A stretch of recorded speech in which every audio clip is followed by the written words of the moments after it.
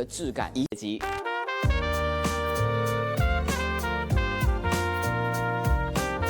地方在这2年，他们不断的在优化上身老气臃肿的这事，但今年这个夹克，我真的觉得是上身的那种高级和质感一下就出来了。它现在大趋势在走的一个老前锋，我觉得如果你没有试过的话，你可以尝试一下，它真的会让你打开一个新的视野。它重磅的羊毛混纺夹克，想看一它面料，哦哟。